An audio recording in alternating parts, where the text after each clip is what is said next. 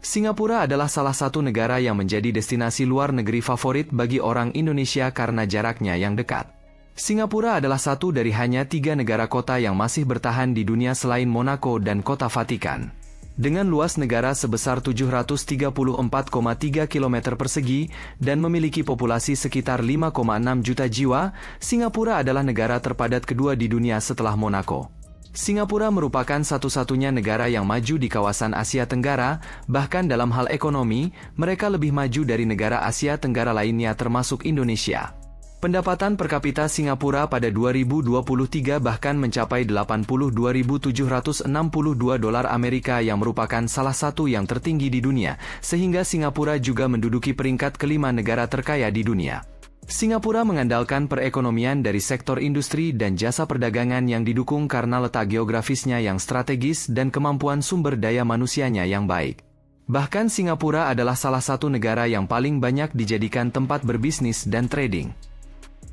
Namun di balik berbagai kemajuan dan kemewahan yang dimiliki negara kecil ini, ada beberapa masalah yang tidak diketahui banyak orang. Singapura masuk 10 besar negara dengan biaya hidup termahal di dunia. Biaya hidup Singapura yang tinggi berhubungan langsung dengan ukurannya yang kecil dan jumlah sumber daya alam yang terbatas. Artinya banyak barang dan jasa yang perlu diimpor, yang dapat menaikkan harga karena biaya transportasi, termasuk harga rumah yang mahal, layanan kesehatan, dan pendidikan. Meski tak menyebut nominal pasti, masyarakat Singapura mengatakan bahwa rumah seharga 1,2 miliar rupiah di Singapura hanya sebesar studio room di apartemen. Memang upah minimum Singapura tergolong tinggi bahkan mencapai 80 juta rupiah untuk di posisi tertentu, namun dibarengi pula dengan mahalnya kebutuhan sehari-hari di negara itu. Untuk keluarga yang terdiri dari 4 orang, maka perlu menyiapkan anggaran biaya hidup bulanan sekitar 55 juta rupiah. Jangan heran, banyak lansia yang terus bekerja di negara ini meski sudah pensiun untuk memenuhi biaya hidup yang semakin mahal tiap tahunnya. Pemandangan lansia yang masih bekerja ini biasanya bisa kamu temukan di bandara, tempat makan, dan tempat publik lainnya. Selain itu, pendapatan atau gaji perempuan di sana lebih kecil daripada laki-laki, terutama bagi perempuan yang bekerja di layanan kesehatan, sosial, jasa asuransi, dan komunikasi. Hal ini dapat menyebabkan ketimpangan pendapatan dan tantangan bagi masyarakat berpenghasilan rendah. Kesenjangan antara masyarakat kaya dan masyarakat berpendapatan rendah telah menjadi kekhawatiran yang semakin besar dalam beberapa tahun terakhir. Untuk tenaga kerja Indonesia, gaji yang bisa mereka dapatkan di negara ini berkisar sekitar 7 hingga 30 juta rupiah per bulannya tergantung pekerjaan dan posisi mereka di sebuah perusahaan. Bahkan untuk tenaga ahli dan profesional bisa digaji hingga 60 jutaan rupiah per bulannya. Di sisi lain, pemerintah Singapura butuh imigran untuk memenuhi lapangan kerjanya, ditambah Singapura mengalami penurunan populasi dalam beberapa tahun terakhir. Singapura sangat bergantung pada tenaga kerja asing, sehingga menimbulkan permasalahan seperti eksploitasi, kondisi kerja yang buruk, dan ketegangan sosial antara pekerja lokal dan asing karena persaingan. Singapura sepenuhnya bergantung pada pekerja migran untuk pekerjaan kasar yang membangun kota tersebut, termasuk gedung-gedung tinggi dan gedung-gedung pencakar langit yang berkilauan. Para pekerja ini secara historis berasal dari India dan Bangladesh, dan belakangan ini juga berasal dari Tiongkok.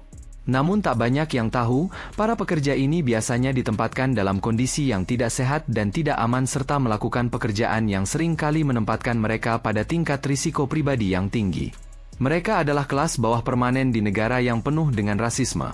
Dosen senior sosiologi di Universitas Macquarie Australia Nicholas Harrigan pernah melakukan penelitian ekstensif terhadap ribuan pekerja migran di Singapura.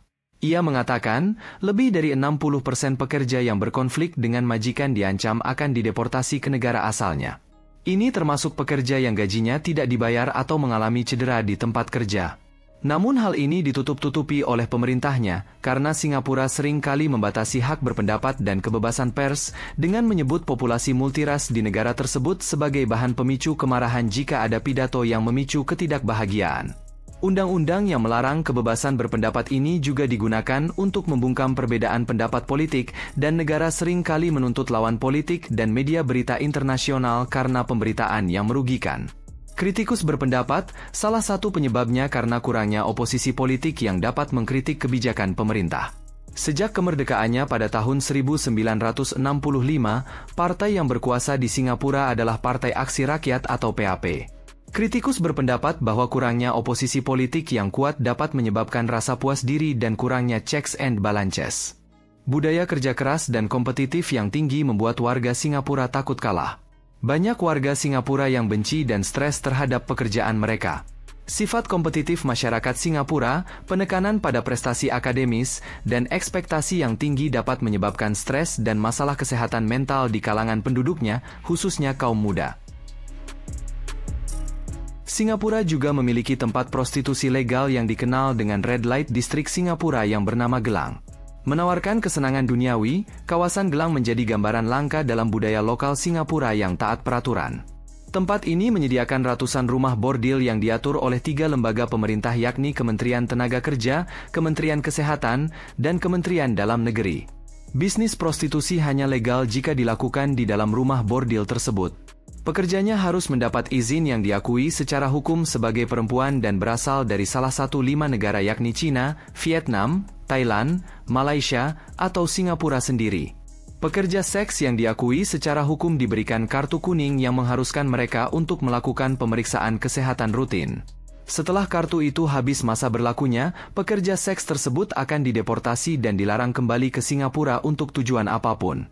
Selain itu, mereka juga dilarang meninggalkan rumah bordil tanpa izin, bahkan jika melanggar bisa dikenakan denda $500 Singapura. Mereka juga harus berusia antara 21 sampai 35 tahun dan diharuskan menjalani wawancara dengan polisi setempat sebelum diizinkan bekerja di rumah bordil. Paspor dan kontrak dipegang oleh polisi dan mereka hanya diperbolehkan untuk menyimpan salinan paspor mereka sesuai dengan pasal-pasalnya. Bahkan mereka juga tidak diperbolehkan menikah dengan warga negara Singapura. Masalah lingkungan juga menjadi masalah serius di negara tetangga ini.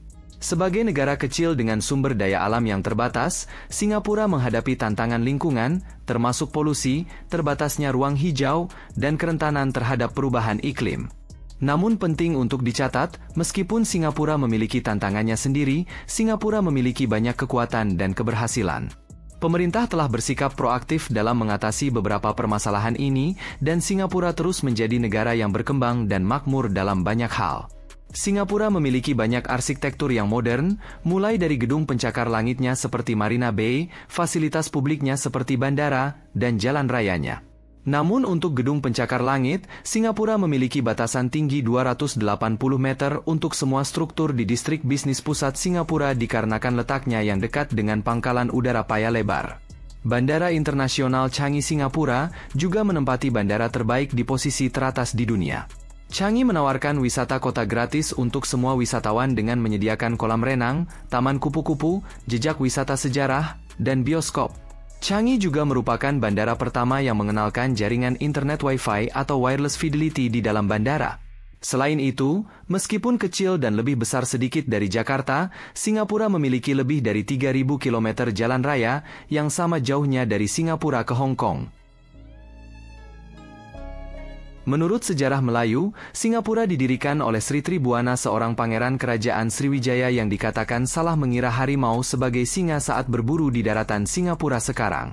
Menganggap ini pertanda yang bagus, beliau kemudian mendirikan kota di mana hewan itu ditemukan dan menamainya kota singa atau Singapura yang diambil dari bahasa Sanskerta yaitu Simha yang berarti singa dan Pura yang berarti kota. Selain itu, Presiden pertama Singapura juga pernah dijabat oleh orang Indonesia asli. Yusof bin Ishak adalah presiden pertama Singapura kelahiran 1910, di mana kedua orang tuanya asli Indonesia, yaitu ayahnya seorang Minangkabau dan ibunya seorang Melayu Langka. Tidak hanya itu, pencipta lagu kebangsaan Singapura juga berasal dari Indonesia, khususnya dari Minangkabau. Zubir Said lahir pada tahun 22 Juli 1907 di Fort de Kock atau sekarang dikenal Kota Bukit Tinggi. Dialah putra Minangkabau yang menciptakan lagu kebangsaan Singapura yakni Majulah Singapura dan juga lagu resmi Hari Anak Singapura yaitu Semoga Bahagia. Pada sensus tahun 2020, agama dengan jumlah pengikut terbanyak di Singapura adalah Buddha yaitu sebanyak 31,10%, kemudian Kekristenan 18,90%, Islam 15,60%, Taoisme 8,80%, Hindu 5,00%, dan agama lainnya 0,80% serta tidak menganut agama apapun sekitar 20,00%. Etnik terbesar di negara ini adalah etnik Tionghoa sekitar 75%, Melayu 14%, dan India 9%, serta etnis lainnya.